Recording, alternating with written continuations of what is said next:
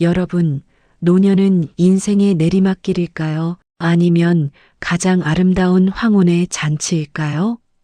황창현 신부님이 들려주시는 행복한 노년 그 두 번째 이야기. 오늘은 어떻게 하면 나이 드는 것이 두렵지 않고 매일이 설레는 축제가 될 수 있는지 그 비결을 함께 나누어 보려 합니다. 지금 바로 시작합니다. 지금 우리 첫 강의 때는 우리가 지금 100년을 사는 시대가 왔다. 100년. 근데 대부분이 인생을 설계하는데 되게 어떻게 하느냐? 20살 때까지 공부하고 30살에 이거 준비해서 장가 가갖고 50까지 자식 다 키우고 60에 인생 설계를 대부분이 끝내요. 우리나라는 이 40년 동안의 인생 설계가 자기가 돼 있는 분들이 거의 없어요. 40년 동안 내가 우리 말에 이런 게 있지. 노세 젊어 노세 늙어지면 못 노나니, 그런 노래 있죠. 이게 1950년대 나온 노래예요. 근데 1950년대 평균 연령이 46세였어. 그러니까 늙을 때까지 살았어, 못 살았어요? 뭐 60 동네에서 아까 말씀드렸듯이 하나둘이에요, 하나둘. 그러니까 노세 젊어 노세 늙어지면 못 노나니. 왜 못 놀아? 빨리 죽으니까. 근데 이 노래가 틀린 노래예요. 어떻게 불러야 되냐? 노세 늙어지면 안 죽나니. 안 죽어. 안 죽어. 그대로 가는 거예요, 그대로. 그러니까 노세 늙어지면 안 죽나니. 그러니까 이제 우리 할머니들은 자식들도 다 키웠고 노동도 끝났고 내가 말했듯이 할러데이, 휴가 받은 거, 인생의 휴가. 이 휴가 받은 이 인생 동안 뒷방에 쭈그리고 살 것이냐, 다녀보지 못한 데 다니고 먹고 싶은 거 못 먹은 거 먹고 다닐 거냐는 누가 결정하냐면 할머니들이 결정하는 거예요. 할머니들이. 내가 남은 이 재산을 가지고 정말로 즐겁게 쓰다가 죽을 땐 정말 행복하게 죽을 거냐, 아니면 70부터 90까지 뒷방에 쭈그리고 앉아서 원망만 하고 저주만 하다가 죽을 거냐. 이게 차원이 굉장히 틀린 거예요. 그래서 우리가 인생을 한 번쯤 내 앞으로 20년이 남았다, 30년이 남았다, 이걸 한 번쯤 깊이 생각해 볼 필요가 있는 거예요. 그래서 이제 나이를 먹으면은 이제 뭐가 문제냐면은 외로움이 제일 먼저 찾아옵니다. OECD 국가 중에 우리나라가 노인 자살률이 1위입니다. 잘 사는 나라 중에 1위예요. 일본보다 노인 자살률이 2배가 높아요. 일본보다. 우리가 1996년에는 10만 명당 할머니, 할아버지들이 자살하는 할머니들이 28명이었는데 2006년 10만 명당 50명이 훌쩍 넘어버려요. 50명이. 자식도 찾아오지 않고, 특히 할머니나 할아버지 둘 중에 하나가 아파서 들어눕거나 세상을 떠나면 급격히 우울해지는 거예요. 여기 우리 할머니들 아까 말씀 들어보니까 할아버지들 왜 안 모시고 왔냐고 그러니까 집 지켜야 된다고, 그리고 할머니들만 전부 다 오셨다고 그러는데, 우리 할머니들 지금 뭐 자식 걱정하고 자식 신경을 쓰는데, 만약에 지금 할아버지가 돌아가시잖아요? 그럼 할머니들은 그날로 고아되는 거예요. 할아버지가 돌아가시는 날로 고아되는 거예요. 왜? 늙은 나랑 누가 밥 아침 점심 저녁 같이 먹어줄 건데, 누가 나랑 같이 텔레비 봐줄 건데, 아무도 없어요. 오로지 남편이 있으니까 어떻게 같이 텔레비전도 보고 밥도 먹고. 혼자 먹는 거랑 같이 먹는 거랑 굉장한 차이가 나요. 그러니까 내 남편이 죽었다, 그날로 고아되는 거예요. 그날로. 올 들어 일본에서 노인이 집에서 병간호하다가 배우자를 살해한 사건이 30건이 발생을 합니다. 그러니까 주로 여자는 자기 남편이 쓰러져도 끝까지 그걸 보살피면서 살아요, 여자는. 근데 남자는요, 보살피다가 지치면요 죽여버려요, 그냥. 너무너무 힘들으니까. 그러니까 제일 좋은 건 뭐야? 제일 좋은 거는 남편이 먼저 죽고 그 다음날 여자가 따라주는 게 제일 좋은 거예요. 예. 할아버지가 먼저 주고 그 다음날 할머니가 따라주는 게 제일 좋은 거예요. 그러니까 할머니들이 쓰러지면 안 돼요. 할아버지들이 쓰러지면 이게 돌보는데 할머니들이 쓰러지면 안 돼요. 그래서 범행 후 대부분 뭐라 그래? 병간호가 너무 힘들었다, 지쳤다, 그렇게 얘기를 합니다. 89살 할아버지가 85살짜리 할머니를 죽였어요. 이 할아버지가 대기업 출신으로서 정년퇴직하고 연금 생활까지 버젓이 하는 할아버지예요. 근데 부인이 파킨스병에 걸린 거예요. 부인이 우울증까지 이제 겹쳐갖고 한층 어려운 상황이 됐어요. 근데 할아버지가 정말로 성실하게 보살폈어요. 근데 할아버지가 넘어져갖고 대퇴부 엉치뼈가 부러져 버린 거예요.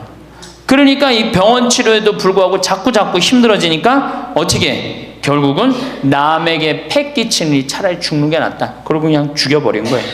근데 이때 이 판결이 어떻게 나왔느냐 하면은 할아버지가 할머니를 죽인 거를 엄중하게 추궁하면서도 부인이 병 때문에 이전과는 전혀 다른 사람이 된 것을 비관하여 동반 자살을 시도한 것에는 동정의 여지가 있다. 그러면서 3년 징역형을 하고 5년 집행유예를 내려요. 그러면서 마지막 할아버지한테 뭐라 그러냐면 할머니 명복을 빌어주라고. 그러니까 이제 감옥에는 안 넣은 거죠. 그래서 이제는 정말로 노년에 이게 지금 죽느냐 사느냐의 문제야. 외롭고 안 외로우냐의 문제. 이거 외로운 것처럼 무서운 병이 없어요. 제가 여기 생태마을에 사정원에서 혼자 밥 먹어요. 그러면 혼자 밥 먹는 게 뭐가 재밌어요? 작년에 우리 집에 안식년하는 신부님이 2분이 와 계신데 두 분하고 이렇게 밥 먹는데 밥 먹는 시간이 너무 재밌는 거예요. 얘기도 하고 뭐 누구 흉도 보고 뭐 무슨 일 얘기 잘 모르는 정보도 얘기하고 너무 제가 혼자 텔레비전 보면 재밌을 것 같아요? 재미없어요. 나는 우차사나 개그 콘서트를 한 번도 본 적이 없어요. 근데 안식년하는 신부님 오고 난 다음부터 내가 우차사를 1년 내내 봤다니까. 혼자 보고 웃는 건 그거는 정말로 이상하잖아요. 혼자 보고 막 방에서 혼자 깔깔고 미친 거지. 혼자 보고 웃고. 근데 신부님하고 우리 안식년한 이용삼 신부님하고 같이 1년 동안 저녁에 우차사를 봐도 재밌고 뭘 봐도 재밌는 거야. 둘이가 그래서 좋은 거예요. 신부 그냥 혼자 밥 세끼 먹고 혼자 저녁에 텔레비전 보고 정말로 그거 쉬운 게 아니거든요. 근데 할머니들은 나는 원래 처음부터 그랬으니까 그거를 연애했는데 둘이 텔레비전 보고 둘이 밥 먹다가 어느 날 갑자기 둘 중에 하나가 죽었다. 그럼 그날로 고아되는 거예요. 그 외로운 시간을 자식들이 이해하지 못한단 말이에요. 절대 이해하지 못해요. 그래서 다정하고 와갖고 아침부터 저녁까지 있었던 일을 얘기하겠어요? 뭘 얘기하겠어요? 근데 우리나라는 이 부부가 60 넘은 부부가 애인같이 살아야 되는데 이건 애인같이 사는 게 아니라 왼수같이 살아. 그래요 안 그래요? 왜? 우리는 결혼하자마자 어떻게 했어? 자식 키우느냐고 엄마는 정신없이 바쁘고 아빠는 나가서 돈 버느냐고 정신없이 바빴어요. 그래갖고 둘이서 데이트할 기회가 없었어. 연애할 시간이 없었어. 우리나라는 안사람 바깥사람 그랬잖아요. 근데 어느 날 갑자기 바깥사람이 이게 안 죽으면서 당신이 이제 사회에서 필요 없으니까 어떻게 해라, 집으로 가라. 그래갖고 집에 들어가고 안방에 들어와서 안사람이 되는 거예요. 평생 사랑한다는 말 한 번 안 하고 다정하게 뽀뽀 한 번 안 했는데 이게 둘이서 같이 사니 이게 집안이 평화로워요? 안 평화롭지? 그러니까 서양은 20대 만나갖고 안 맞으면 30대 바꾸고 30대 만나갖고 안 맞으면 40대 바꾸고 40대 만나갖고 안 맞으면 50대 바꾼 부부가 50대부터 100살까지 애인같이 산대요. 소중함을 알아서. 근데 우리는 20대부터 50대까지 한 번도 안 바꾸는 거예요. 한 번도 안 바꾸고 어느 날 갑자기 바깥에서 점심 저녁 먹고 들어오던 사람을 이게 밥 새끼를 다 차려줘야 되니 이게 쉬워요? 쉽지 않지. 그러니까 왼수라고 그러는 거지. 왼수. 애인이 아니고. 방도 어떻게 써? 아니 늙어서 안 그래도 외로운데 방도 그 아파트에서 둘만 사니까 할머니는 안방에서 자고 할아버지는 뒷방에서 자고 잠도 따로 자고 같이 사나 마나야. 그 지금 우리 할머니들 보약을 해줘도 누구한테 해주는 게 제일 좋아요? 할아버지한테 해줘야 돼요. 다정하게 해줘야 돼요. 그 있는 것 자체만 해도 얼마나 큰 위안인데요. 제가 87년도에 이 노원에 있는 그러니까 옛날에 이 상계동, 하계동 이렇던데요. 거기 맹인 재활원이 있었어요. 근데 내가 맹인 재활원에 이렇게 거기서 이제 근무를 했었을 때 거기에 부부가 있었는데 남편이 죽었어요. 남편이 죽어갖고 내가 뭐 정말 염도해주고 그냥 성가도 잘 해주고 그랬는데 그 눈이 먼 그 자매가 그 방을 바꿔달라는 거예요. 그래서 왜 바꾸냐 그랬더니 여길 가도 남편 냄새, 저길 가도 남편 냄새, 남편이 너무 그리워서 못 살겠다는 거예요. 그러니까 지금은 소용이 없는 것 같지, 그렇죠? 빨리 죽었으면 좋겠고 귀찮지, 밥 새끼 해주는 거. 그런데 그 묵뚝뚝한 할아버지가 없으면요 정말로 외로워지는 거예요. 그러니까 할아버지들한테 좀 잘하세요. 자식한테 신경 쓸 거 할아버지한테 한 번만 더 신경 쓰세요. 진짜 지금 중요한 동반자는 누구야? 할아버지들이야. 구박 좀 하지 말고. 노년처럼 축복받은 삶이 어디 있어요. 저는요 여러분들처럼 80까지 사는 게 원이에요. 사는 게 얼마나 좋은데요. 사는 게.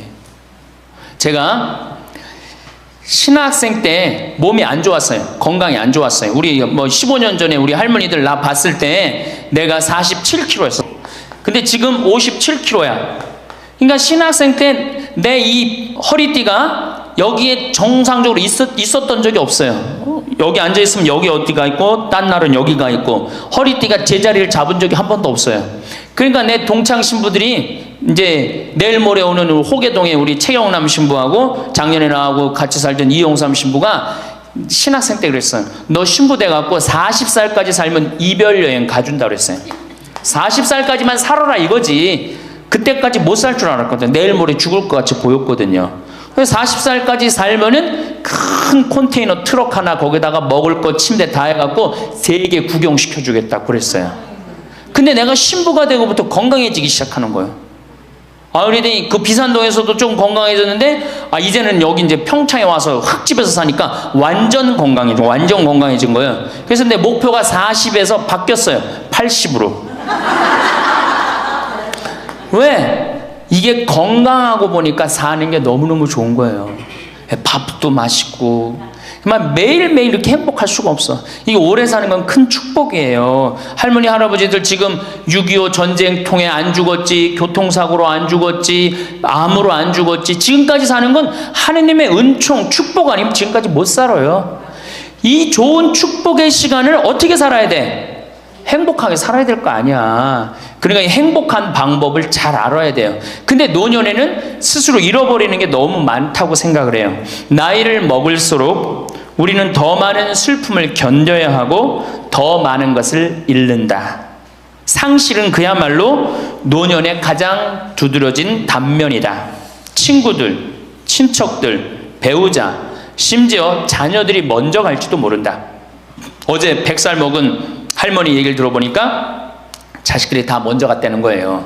그러니까 먼저 가는 경우도 있어요. 지금 안 죽으니까. 그럴 때는 그 상실감이 훨씬 더 크다는 거예요. 그러니까 외로움이 점점 나이를 먹으면 먹을수록 증가하는 거죠. 외로움, 고독. 제일 무서운 거예요. 나이 먹어서.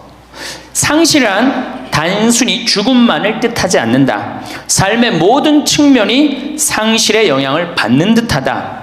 상실은 사회적, 경제적인 것에 국한되지 않는다. 그러니까 자꾸 내가 잃어가는 거, 육체적인 상실도 있다. 눈이 침침해지고 독서나 운전이 어려워져서 많은 즐거움을 주었던 활동이 곤란해진다.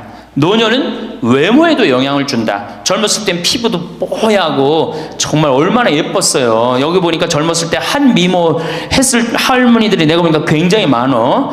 기가 막혔을 텐데 외모에도. 상실을 경험한 사람들은 그들의 경험을 다른 사람들과 나눌 수 있어야 한다. 다른 모든 형태의 활동과 마찬가지로 이것도 기도하는 마음으로 겸손하게 해야 한다. 그래서 이 외로움, 상실, 이때 가장 중요한 게 누구냐면 친구라는 거예요.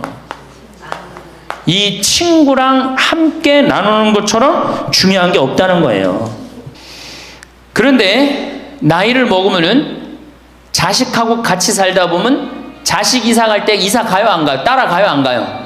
자식 이사갈 때 따라가고 친구 한둘 죽기 시작하고 그러면서 자꾸자꾸 친구가 멀어지는 거예요. 이거 굉장히 안 좋은 거예요. 그래서 저도 우리 어머니 아버지 지금 수원 정자동에 사는데 아무데도 이사 가는 걸 제가 권하지 않아요. 거기서 30년 동안 살았는데 거기 친구들이 얼마나 많아요. 친구들하고 같이 살다가 친구들하고 어울려서 얘기도 하고 칼국수도 먹고 술도 한잔하고 그러시다가 그 동네에서 돌아가시라는 거예요.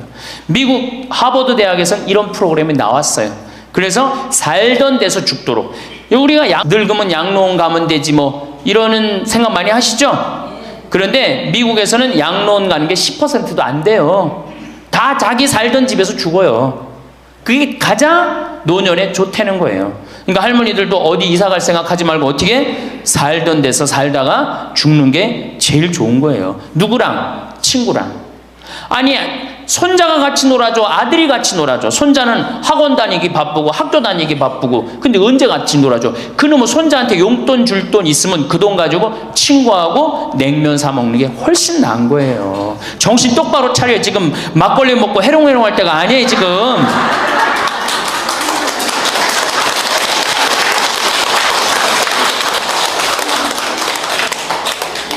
여기 비산동 노인대학 할머니 할아버지들은 정말 행복한 분들이에요. 왜? 일주일에 한 번 나와서 또래 친구들하고 노래도 하고 아까 보니까 또 마당에서 노래하고 막 강의도 안 들어오려고 막 그러다 보니까 이게 얼마나 중요한 건데 일주일에 한 번 친구를 만나서 노래하고 춤도 추고 굉장히 중요한 거예요. 그래서 노인대학 중간에 관두지 마세요. 죽을 때까지 다녀. 죽을 때까지. 예. 그거 가면 밥도 그냥 주잖아. 이야, 얼마나 좋아. 아니, 노인대학 다니까 지금 이 수학여행 온 거 아니야? 1박 2일? 수학여행도 오고. 아유, 한 신부님이 얼마나 훌륭해. 그냥 이쁘게 생기기도 했지만 얼마나 훌륭해. 할머니들 그냥. 그래서 나는 우리나라 교육제도에 불만이 굉장히 많아요. 왜냐? 초등학교 6년, 중고등학교 6년, 대학교 4년 배워서 60까지 먹고 사는 거예요. 그렇죠? 60까지 울고 먹는 거예요. 그럼 25에서 60까지. 그 보통 한 30살 되면은 한 30년 울고 먹고 사는 거예요. 자, 60부터 지금 100살까지 살아. 그럼 몇 년이야? 40년이죠? 이 40년 울고 먹으려면 어떻게 해야 돼? 다시 학교 다녀야 돼요. 배워야 된다는 얘기예요. 그래서 여러분들 지금 대학 다니는 거 아니야? 노인대학? 그렇죠? 그러니까 이 노인대학이 천주교가 제일 잘하는 것 중에 하나가 뭐예요 지금? 노인대학이에요. 정말로 잘하고 있는 거예요. 저는 우리나라 교육제도에 불만이 많은 사람이에요.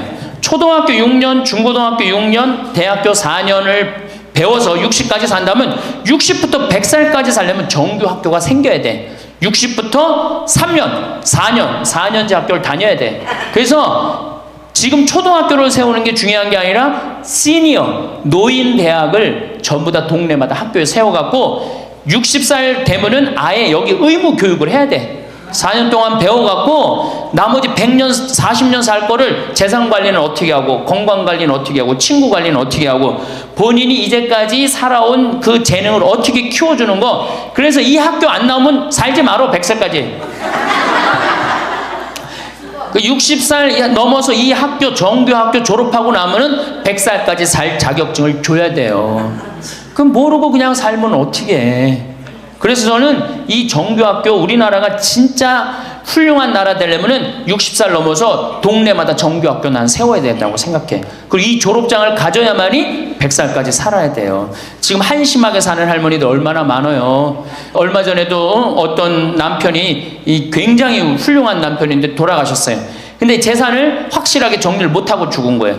그 할머니 혼자 남았는데 자식이 서로 재산 분가한다고 싸워갖고 재판에 걸어갖고 할머니가 여기 가서 재판정에 서고 저기 가서 재판정에 서고. 이게 학교를 졸업하지 못해서 그래. 이 정규 학교를. 우리나라가 이 정규 학교가 없어서 그래요. 우리 할머니들은 이 학교를 다녀야 되는데 우리나라 지금 교육제도가 지금 안 하고 있잖아. 그러니까 안 하니까 성당에 정규 학교라도 노인대학 다니라 이거예요. 절대 관두지 마세요. 호주에서는 다른 사람 절대 안 만난 할머니가 돌아가셨는데 어떻게 6개월 동안 그 할머니가 죽었는지 아무도 모르는 거예요. 그래갖고 6개월 동안 냄새가 하도 나서 보니까 죽은 지 6개월 돼서 그때 발견한 거예요. 자식들도 뻐젓이 다 있는데, 자식이 있어도 부모 6개월, 1년 안 차가는 자식 많아요. 앞으로 여러분들도 그럴 거예요. 여러분들도. 진짜 중요한 건 누구야? 친구야, 친구. 그 여기 노인대학에 같은 반에 친구가 안 나오면 전화로도 한 통 해볼 거 아니야. 그럼 죽었는지 살았는지, 꼴가닥 죽었는지 어떻게 했는지 알 거 아니에요. 그래서 노년에 가장 중요한 건 친구다. 며칠 전에 능평성당에 70대 된 할머니 할아버지 네 부부가 여기 와서 2박 3일 동안 놀고 가셨어요. 네 부부가 바나 다 갖고 오고 쌀 반찬 다 갖고 왔어. 그럼 비싸지도 않지. 하루에 뭐 잠자는 거 하면 4만 원 5만 원이면 되니까 그 4일 동안 여기 와갖고 얼마나 근사하게 놀고 갔는지 몰라요. 그러니까 가능한 한 집에서 자주 벼야 돼. 집을 며느리하고 가능한 한 안 마주치는 게 좋은 거예요. 그래야지 며느리도 편안하지, 누구도 편안해, 나도 편안하고.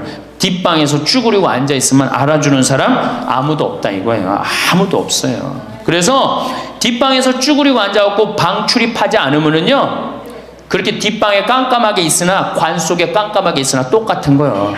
살아도 살아있는 게 아니란 말이에요. 그 살아있으려면 멋있게 살아있어야 될 거 아니야. 그러니까 놀러도 좀 가고. 이제 그건 내가 4번째 시간에 얘기를 할 거예요. 어떻게 노느냐, 그 방법도 모르니까. 저는 우리나라 지금 주일학교, 우리 수원교구가 청소년 신앙의 뭐 활성화인가 그래요. 예, 청소년. 근데 주일학교는 난 굉장히 회의적이에요. 왜냐하면 우리나라 교육제도에서요, 신앙생활을 잘할 수 있는 교육제도가 아니에요. 우리나라 교육제도가. 학원 죽으라고 다니고 그렇게 지쳤는데 토요일날 일요일날 겨우 쉴만하는데 성당 가고 점점 성당이 부담스럽잖아요. 그러니까 주일학교에 있는 돈 없는 돈 다 쏟아넣어. 보좌신부가 폭력을 기울여. 주일학교에 그 6학년 졸업하고 나면은 이놈들이 중고등학교 가면요, 학원 다니고 대학 가야 된다고 성당 다 안 나와요. 그러니까 초등학교가 1000명이면은 중고등학교는 100명으로 줄어들어요. 아, 여기다 뭘 돈을 쏟아넣고 그래. 주일학교 2박 3일 여름 피정 데리고 가는 것보다 진짜 중요한 건 노인대학이야. 노인대학.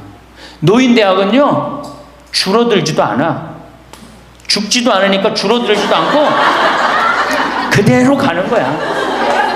얼마나 좋아. 그리고 성당 평일미사 다 메우는 사람들 누구야? 할머니 할아버지들 아니야. 주일날 성당 다 메우는 사람들 누구야? 연령 저 초상 남은 거기 갖고 연도 다 바치는 사람들 누구야? 이게 노인처럼 중요한 게 없는 거야. 그러니까 보좌신부는 주일학교 애들을 위한 보좌신부가 아니고 누구를 위한 보좌신부여야 돼? 노인댁을 위한. 이 새파란 신부가 와서 할머니들한테 재롱 피면 좋아 안 좋아? 그냥 우리 할머니들 보좌신부 보기만 해도 좋죠? 근데 왜 그 보좌신부를 주일학교 애들한테 쏟아 넣느냐고. 참, 진짜 노인대학이 중요한 거예요. 그래서 우리 할머니 할아버지들 이거 관두지 말고 꼭 열심히 다니세요. 아셨어요? 네. 자, 이제 노년에 첫 번째 외롭다 말씀드렸어요. 외롭다. 두 번째로는 노년에 자식들하고 문제예요. 자식들하고 갈등이 생기기 시작해요. 내가 이렇게 많이 쏟아 넣었는데 너는 나한테 해주는 게 뭐가 있느냐, 이렇게 계속 섭섭해요. 근데 사실 자식들도 살기 힘들어요. 생각해봐. 자식들 아파트 청약 보야지, 애들 학원 보내야지, 전기세 내야지, 전화비 내야지, 먹어야지. 그렇죠? 그 자가용 타고 다니면서 기름값 올라가면 기름값 내야지. 아프면 또 병원 가야지. 대충 따져보니까 한 달에 최소한 라면만 먹어도요 150만 원에서 180만 원이 들어가요. 그럼 나 먹고 살기도 힘든데 죽지도 않는 어머니 아버지 오랫동안 계속 잘 모실 수 있어요? 잘 모실 수가 없어요. 그걸 바라는 것도 사실은 미안한 거예요. 그러니까 이제는 내가 나이가 70이 됐다 그러면은 자식은 자식, 내 인생은 내 인생, 서로 분리해서 사는 거예요. 내가 늙어서 자식한테 기대서 자식한테 피해 안 주는 게 결국은 누구 도와주는 거야? 자식 도와주는 거예요. 혹시 여기 할머니 할아버지들 중에, 할머니들 중에 내가 그런 의식이 있다, 내가 늙어서 자식한테 호강을 받아야 되겠다, 이런 의식이 있으면 빨리 버리세요. 이제 나 혼자 내 인생 살아가야 된다. 그게 가장 중요한 생각이에요. 그래야지 나중에 자식도 부모한테 계속 사랑을 할 수가 있어요. 가기만 하면 원망하고, 이번 추석 때도 그런 사람들 많을 거야. 많이 싸웠을 거야. 응? 옆집 할망구는 아들이 와갖고 냉면도 사주고 갈비도 사줬다는데, 나는 큰 아들이 사줄래나 둘째 아들이 사줄래나 막내딸이 사줄래나, 근데 나한테 사주는 놈 한 놈 없다. 그러면 자식들이 지겨운 거예요. 하루 이틀 그 소리 하는 것도 아니고. 나는요, 냉면 먹고 싶으면요, 내 돈 주고 내가 가서 사 먹어요. 냉면 먹고 싶으면 누구만 알아? 나만 아는 거야. 나만 아니까 누가 나한테 사줘야 돼? 내가 나한테 사줘야 되는 거야. 내가 나한테. 누구한테 그걸 사주기를 원해? 70, 80이 돼서. 그래서 제발 재산, 집, 자식한테 물려줄 생각하지 말고 집 은행에 담보로 맡기고 다 쓰다가 통장에 얼마만 남기고 주고? 이제 교육의 효과가 나옵니다. 500만 원만 남기고 죽어요. 모자라는 거는 뭘로 충당하면 돼? 부조금으로 충당하면 돼. 그 죽을 땐 어떻게 죽어? 꼴가닥 죽으면 돼요. 자, 미국은 집으로 깔고 있는 게 30%, 금융자산이 70%예요. 할머니, 할아버지들이. 그래갖고 70%를 쓰다가 죽어요, 미국은. 우리나라는 집으로 깔고 있는 게 90%, 금융자산이 10%야. 그러니까 뭐 하고 싶어도 돈 있어요, 없어요?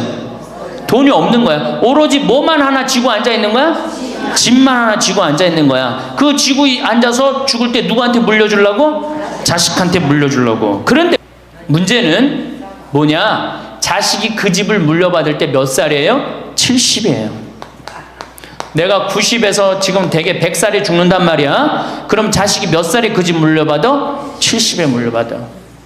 70에 물려받은 의미가 있어요? 의미가 없어요. 차라리 이 집 정리해갖고 나도 맛있는 거 먹고 구경하고 싶은 거 구경하고 돌아다니고 싶은 거 돌아다니다가 자식한테, 자식도 같이 쓰다가 죽는 게 낫지. 집 남겨놓으면 반은 국가가 갖고 가고 반은 네가 더 갖느냐 내가 더 갖느냐 싸운단 말이에요. 반은.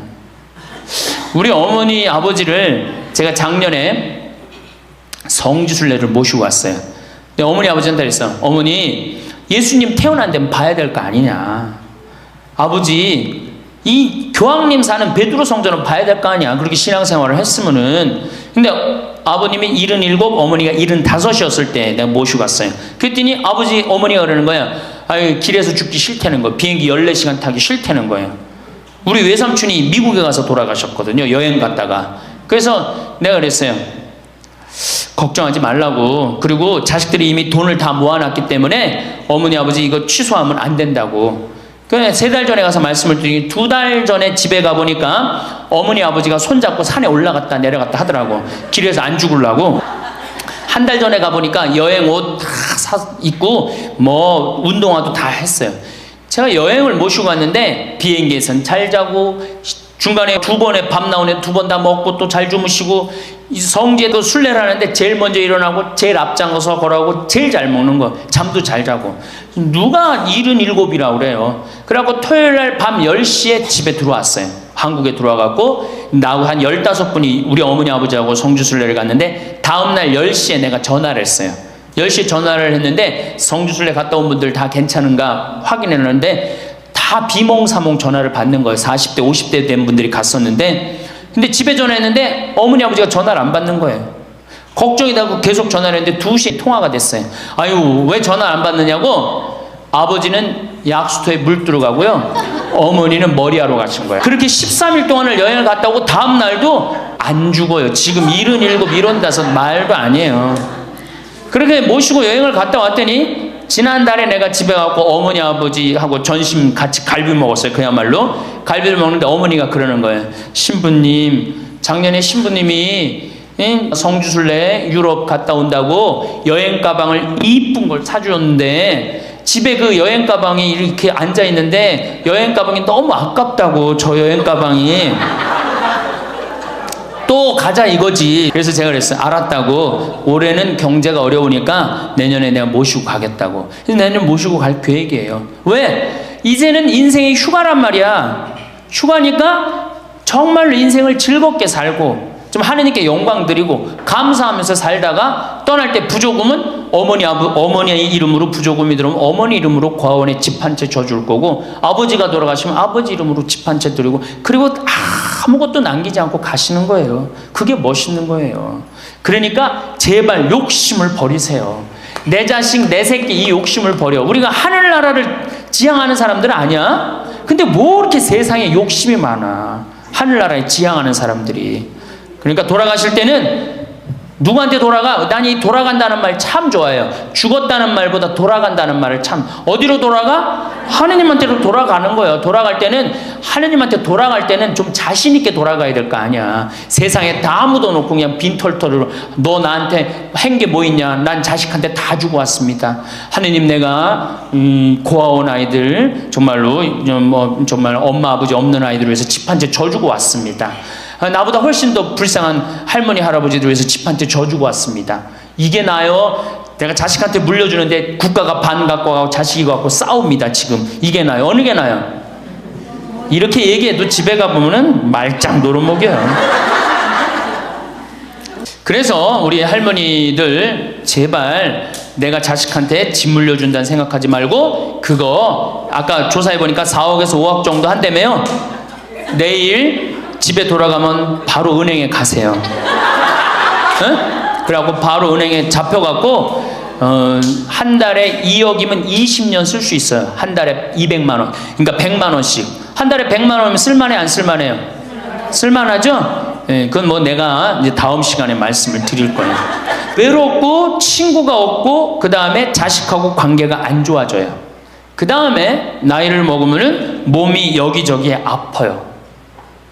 잘생기고 이뻤던 얼굴에 검버섯이 피죠. 그렇죠? 곱고 이뻤던 얼굴이 쭈글쭈글해지고, 그렇죠? 당뇨병이 생겨서 기력도 빠지고, 관절염이 생겨서 무릎도 아프고, 골다공증이 생겨서 넘어지기만 해도 뼈가 부러지고, 심장병도 생기고, 또 치매까지 걸리면 자식인지 누군지 구분도 못하고, 예? 여기가 하늘인지 땅인지 그것도 구분 못하고, 고혈압으로 쓰러져 갖고 다리 한쪽 질질 끌고 다니고, 이런 거를 주위에서 자꾸 보면 자꾸 자신감이 있어요, 없어요? 없죠? 그런데 이런 사람들은 극히 드물다는 거예요. 미국의 95%는 건강하게 살아요. 그리고 여기 있는 할머니들은 지금 안양에서부터 여기까지 관광버스 타고 2시간 반 동안 왔죠? 그러니까 여기 있는 할머니들은 적어도 100살까지 전혀 문제없이 살 할머니들이에요. 100살까지. 왜? 지금 근력은 100살까지 관리만 잘하면 100살까지 산단 말이에요. 관리만. 그리고 살다가 죽을 때는 어떻게 죽을 수 있는 가능성이 많은 할머니들이야? 꼴가닥 죽을 수 있는 가능성이 많은 할머니들이에요. 자, 그러니까 할머니들이 이제 운동을 잘 하셔야 돼요. 그냥 늙었다고 난 늙었다 이걸로 끝나는 게 아니에요. 우리 할머니들, 며느리들한테 섭섭한 할머니들 많죠? 100명이면 99명이 며느리한테 섭섭해요. 100명이. 맞죠? 네. 아유, 솔직해네. 비산동 할머니들이. 왜 내가 100명이면 99명이 며느리한테 섭섭하냐면, 내가 고해성사를 들어보면요, 내가 비산동에 있을 때 16,000명이었지 교우들이. 고해성사 무지하게 많이 들어봤어요. 할머니들이 오면 고해성사의 100%가 다 며느리 욕이에요. 며느리 욕. 뭐 며느리가 얼마나 못되게 한 거 뭐 다 얘기해요. 그럼 내가 뭐라고 그래? 할머니, 요새 젊은 것들이 버릇이 없어서 예의 없이 자라서 그러니까 할머니가 이해하라고. 할머니 며느리만 그런 게 아니라 다 그렇다. 예. 그럼 며느리들은 들어오면 나한테 뭐라고 고해성사할 것 같아? 시어머니 때문에 미치겠다고 그러는 거예요. 시어머니 때문에. 그럼 내가 그 며느리들한테 뭐라고 그럴 것 같아요? 늙으면 다 그러니까, 니네 집만 그런 게 아니다. 늙으면 다 그러니까 신경 쓰지 말아라. 제가 그래요. 어쩔 수 없는 거예요. 어쩔 수 없는 거예요. 자, 그런데 할머니들하고 며느리들하고 입장을 조금 생각을 해봐. 자, 우리 할머니들 자식들 키웠을 때 태어났어. 손가락에 꼬무락거리고 옹알이하고 이뻐요, 안 이뻐요? 아, 이놈이 일어났어. 뻗떡. 그래갖고 걸으면 한 걸음 뛰었을 때 흥분돼요, 안 흥분돼요? 흥분되죠? 걸어. 그럼 기가 막히게 행복하죠? 그 행복은 아마 생각해봐. 기가 막히게 행복했을 거야. 거기다 엄마라고 그래봐. 어때요? 막 죽지 엄마라고 그러면은 막 죽어 엄마라고 그러면은 거기다가 이제 애가 가방 들고 막 학교 갔다가 뛰어왔다 하고 이놈이 키가 중학교 고등학교 됐는데 나보다 더 커져. 뿌듯해 안 뿌듯해요? 이게 키우는 맛이요 보통 큰 맛이 아니에요. 그런데 반대로 입장을 바꿔놓고 이제 생각을 해보면은 우리 어머니가 70이 됐어. 문을 열고 나오면은 아이고 그런단 말이야. 부모는 자식을 키우는 재미에 정말로 푹 빠져있지만 자식은 부모가 죽어가는 걸 본단 말이야.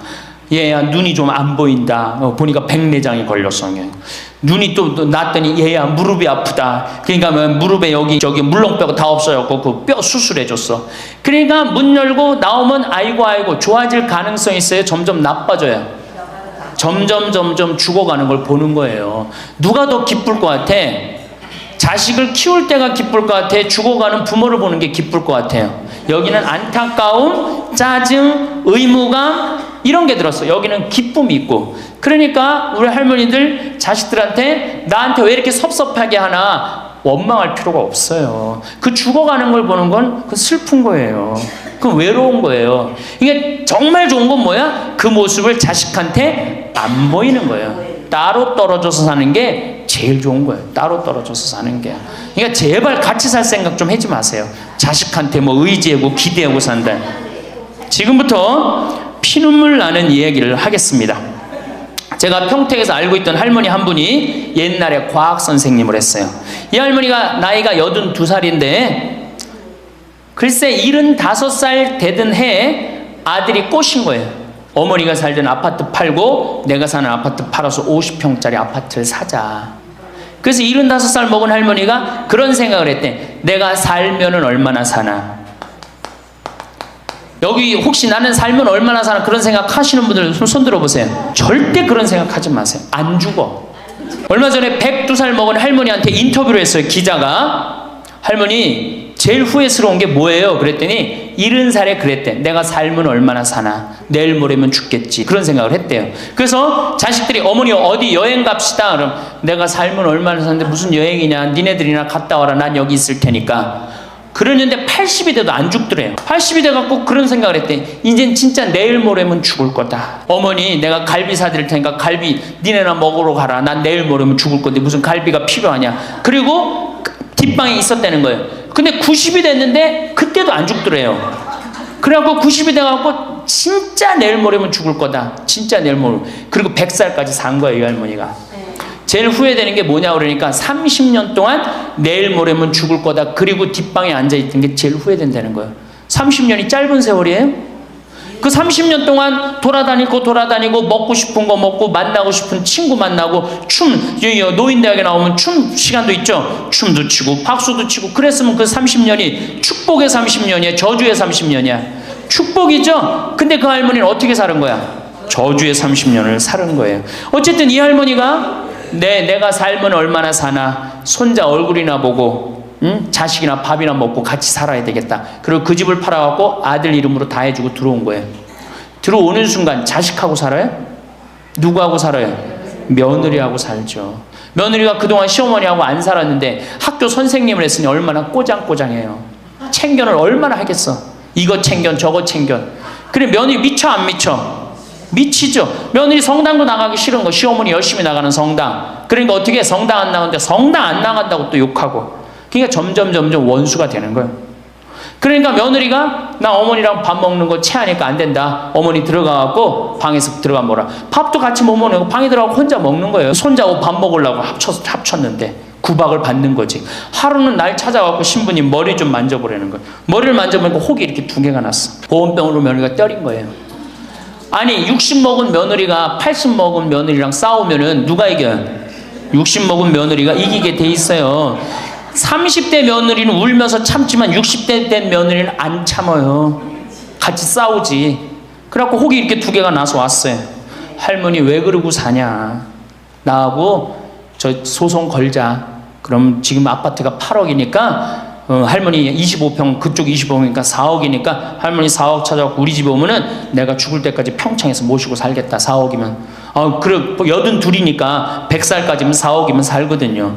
그래 살자. 그래갖고 나하고 고소장을 다 썼어요. 학교 선생님이라 얼마나 잘 썼는지 몰라. 라고 재판 날짜를 이제 잡아갖고 변호사 다 해갖고 보냈어. 재판이 지나고 났는데 일주일이 돼도 안 나타나고 2주일이 돼도 안 나타나는 거야. 한 달 만에 성당에 나타났어. 제가 할머니 어떻게 된 거냐 그랬더니 재판하는 날 아들이 무릎 꿇고 어머니 재판 취하해 좀 내가 잘 모시겠다고. 그래서 취하를 했다는 거예요. 그게 취하를 한 거, 그래 할머니 그럼 나한테 뭐야 그래 나를 나쁜 놈으로 만들었느냐, 자식 욕하고 며느리 욕하게 만들었느냐. 신부님 자식 이기는 부모 어디 있느냐고. 자식이 잘하겠다는데 어떻게 내가 그거를 우기느냐고. 이미 80 넘어서 자식 아니에요. 왼수예요, 왼수. 그래갖고 할머니 이제 자식한테 맞고 살던 나한테 찾아오지 말아라. 3달 됐는데 새벽에 전화가 왔어. 신부님 저 마리아예요. 그래서 어떻게 된 거냐 할머니, 왜 성당에 요새 안 나타나느냐 그랬더니 그 집에 사는 게 너무 괴로워서 스스로 전라도에 있는 양론에 들어간 거예요. 자식한테 재산을 주면 3가지를 잃어버려요. 첫 번째 자식을 잃어버려요. 두 번째 본인의 인생을 잃어버려요. 세 번째 재산을 잃어버려요.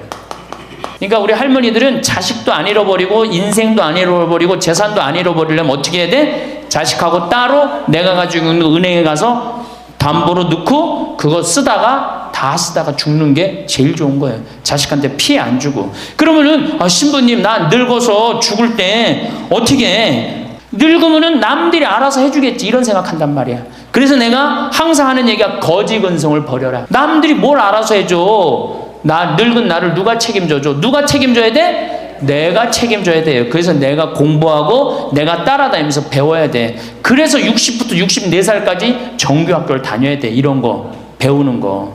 근데 우리나라가 이 정규학교가 없는 게 너무너무 안타까운 거예요. 자, 그러면은 지금 시간이 없으니까 내가 아까 아주 얘기하던 거. 자, 그러면 자식들한테 어떻게 서름을 받느냐? 처음에는 무관심해요. 늙은 부모한테 무관심해. 밥을 먹거나 말거나 전심을 뭘 먹었는지 반찬을 뭘 먹었는지 우리 어머니가 노인정을 어디 나가는지 몰라. 무관심이야, 무관심. 신부님의 강연 잘 들으셨나요? 신부님의 말씀을 따라가다 보면 노년의 행복은 돈이나 건강, 조건에서 시작되는 것이 아니라 마음의 방향에서 시작된다는 사실을 깨닫게 됩니다. 지나온 세월을 원망하지 않고 아직 남아있는 시간을 두려워하지 않으며 오늘 하루를 감사로 살아갈 수 있을 때 노년은 비로소 짐이 아니라 선물의 시간이 됩니다. 젊을 때는 더 가지기 위해 애썼다면 노년은 내려놓음으로 더 자유로워지는 시간입니다. 비교하지 않고 서두르지 않고 남의 인생이 아닌 나의 인생을 온전히 살아내는 시기입니다. 신부님이 전하신 이 말씀들이 노년을 앞두고 있는 분들에게는 불안 대신 희망이 되고 이미 노년의 길에 들어선 분들에게는 위로와 확신이 되기를 바랍니다. 오늘 하루 나의 삶을 걱정하기보다 나의 들어감 속에 담긴 축복을 발견하는 하루가 되시길 기도드립니다. 이 영상이 마음에 닿으셨다면 주변의 소중한 분들과 함께 나누어 주시고 앞으로도 삶에 힘이 되는 이야기로 다시 찾아뵙겠습니다. 감사합니다.